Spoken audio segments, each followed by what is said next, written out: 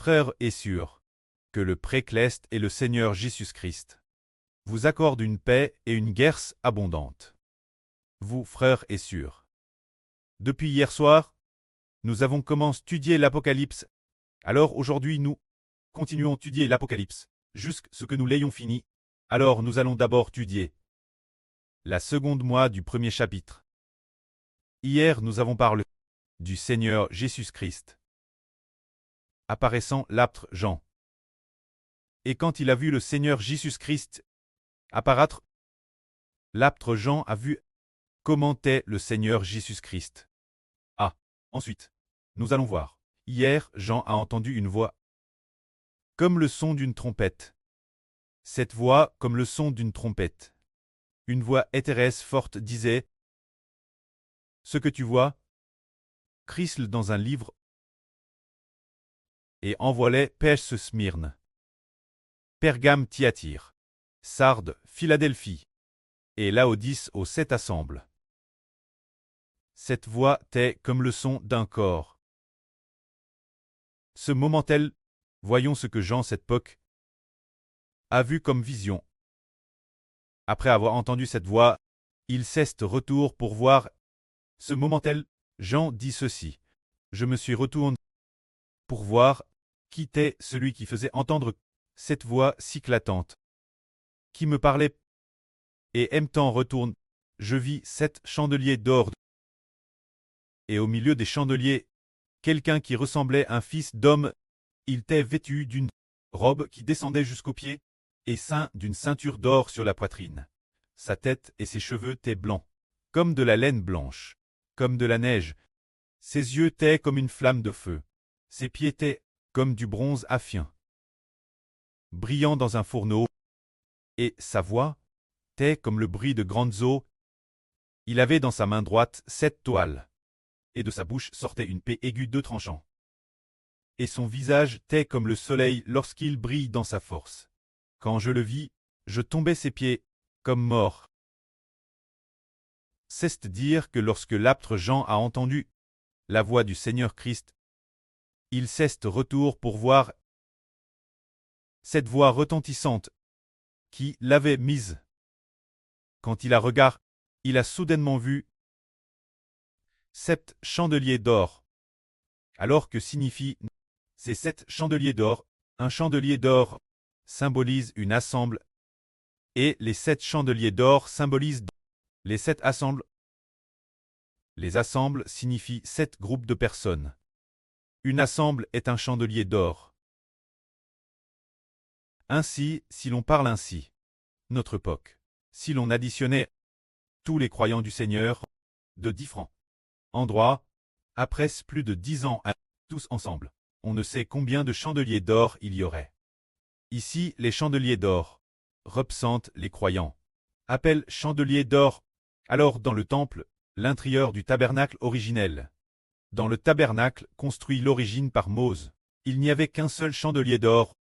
Plus tard, lorsque Salomon a construit le tabernacle de Dieu, il y a 10 chandeliers d'or. Bien Esser, le chandelier d'or symbolise le fait d'appartenir au peuple de Dieu, et ceux du Seigneur Christ. Les 7 chandeliers d'or symbolisent ceux qui appartiennent au Seigneur Christ, ce qui signifie les frères et sœurs Clest. Alors regardons, prenons un exemple. Par exemple, le chandelier d'or. Prenons un exemple. Par exemple, actuellement, Guangzhou, il y a un groupe de croyants. Frères et sœurs, donc il y a une congrégation Guangzhou. Cette congrégation est une congrégation Clest. Estelle appelle un chandelier d'or. Elle est appelle le chandelier d'or de Guangzhou. C'est dire la congrégation de Guangzhou. Ceux qui croient au Seigneur et sont dans le livre de vie de l'agneau. Plus tard, Shenzhen, il y a un autre groupe de croyants. Mais ils ne sont pas Clest. Ils appartiennent à la terre pour obtenir la vie éternelle. Alors ceux de la nouvelle terre, Shenzhen, ce groupe de frères et sœurs qui, dans le futur, obtiendront la vie éternelle sur la nouvelle terre, sont-ils considérés comme un chandelier d'or? Demandons la sœur Zhaohuan. Ce groupe de frères et sœurs Guangzhou. Par exemple, il y a 100 frères et sœurs Guangzhou. Ces 100 frères et sœurs sont tous des membres du corps du Seigneur, sont tous épouses du Seigneur. Alors, nous appelons ces 100 personnes la congrégation de Guangzhou. Alors est-ce que la congrégation de Guangzhou compte comme un chandelier d'or? La Sue a répondu. Oui, elle compte comme un chandelier d'or. Bonne réponse. Et ensuite, il y a 200 personnes Shenzhen. Mais ces 200 personnes croient toutes au Seigneur. Pourtant elles ne sont pas clestes. Elles obtiendront la vie éternelle sur la nouvelle terre. Alors sur la nouvelle terre, ce groupe de personnes qui obtient la vie éternelle, est-ce que ces 200 personnes comptent comme un chandelier d'or? La Sure Zhaowan a dit. Non. Elle a répondu correctement.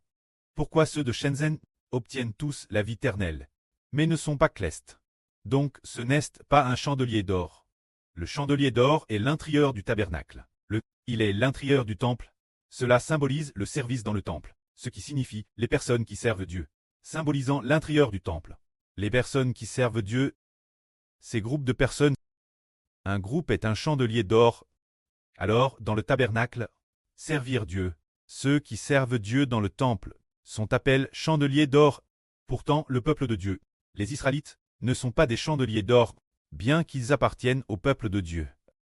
Ils ne peuvent pas atteindre l'arche de l'alliance. Ils ne peuvent pas atteindre le tabernacle de Dieu. Là où ils se trouvent, ils ne peuvent pas atteindre le temple, ils ne peuvent rester que la périphérie du temple. C'est pourquoi le chandelier d'or symbolise ceux qui servent Dieu de tout leur cœur. Les 144 Zurozoro sont appelés le chandelier d'or. Alors les 7 chandeliers d'or ici là, symbolisent dans cette poquelle. 7 groupes de frères et sœurs croient tous au Seigneur Jésus-Christ. Les frères et sœurs sont tous clestes, reçoivent le Saint-Esprit, deviennent clestes. Ces personnes sont appelées les chandeliers d'or. Alors puisque le Seigneur Christ, l'apôtre Jean a vu 7 chandeliers d'or, cela symbolise qu'il y a 7 assembles. Parce qu'il a vu les 7 chandeliers d'or, le Seigneur lui a dit, crie une lettre et envoyez-la Smyrne, Pergame, Thyatire, Sardes, Philadelphie, et aux 7 assembles de Laodice. Ainsi, les 7 chandeliers d'or sont ceux de ces 7 lieux. Les frères et sœurs, un lieu et un chandelier d'or, c'est ce que cela signifie. Mais en réalité, lors de la rédaction de l'Apocalypse, il n'y avait pas seulement ces 7 assembles, il y avait beaucoup d'autres assembles, qui n'ont pas été mentionnées. Par exemple, disons, l'assemble de Colosse, ou l'assemble de Corinthe, et bien d'autres encore, qui ne sont pas écrites ici. Mais le Seigneur a spécifiquement digne ces 7 assembles comme représentantes. C'est pour cette raison qu'une assemble est un chandelier d'or. Ce moment-tel au milieu des chandeliers. Il y avait quelqu'un qui ressemblait à un fils d'homme. Il était vêtu d'une robe longue qui descendait jusqu'aux pieds, et portait une ceinture d'or sur la poitrine, et sa tête et ses cheveux étaient blancs comme de la laine, blancs comme de la neige. Alors celui-ci, il portait une robe longue descendant jusqu'aux pieds. Cette robe a souvent une signification symbolique. Par exemple, les vêtements portés par les gens ordinaires sont peut-être ordinaires. Mais dans l'Apocalypse, celui qui porte cette robe longue descendant jusqu'aux pieds symbolise le Seigneur Christ en tant que grand prêtre. Sous la forme du grand prêtre de la Nouvelle Alliance, manifeste. Cependant, il n'est pas décrit ici. De quelle couleur était la robe qu'il portait? Ce n'est pas écrit. Il se peut qu'elle soit blanche, mais ce n'est pas certain. Ensuite, il portait une ceinture d'or sur la poitrine. Une ceinture d'or sur la poitrine. La ceinture d'or est souvent liée au fait d'avoir la vrille pour ceinture. Alors pourquoi mentionner une ceinture d'or? La vrille est le plus important. En fait, le Seigneur Christ est la vrille. Saint de vrille. Sa tête et ses cheveux étaient tout blancs, comme de la laine blanche comme de la neige, symbolisant que le Seigneur Christ est saint. Concernant les cheveux contement blancs, en plus de décrire le Seigneur, il semble que pour dire le précleste. Dans le livre du prophète Daniel, il y a aussi des descriptions similaires de la gloire du précleste. Les cheveux du Seigneur Christ sont entièrement blancs, comme de la laine blanche, symbolisant que c'est lui-ci, devant l'apôtre Jean, qui est apparu, est saint, c'est-à-dire, il y a environ 10 jours. Le frère Hébert a vu en RVE. Pendant sa sieste, il a vu en RVE quelqu'un, une personne vêtue de vêtements extrêmement blancs. TRS blanc. Du jamais vu dans ce monde. Des vêtements aussi blancs. Madame, dans les magasins, les plus blanches, des chemises que l'on achète. ne sont pas aussi blanches. Des vêtements extrêmement blancs. Alors, dans le herveux de frère Ashbert, au début, il ne l'a vue que partir du bas du corps, en la voyant depuis la poitrine, mais il a découvert que c'était une femme, frère Ashbert s'est dit. Serait-ce une infirmière?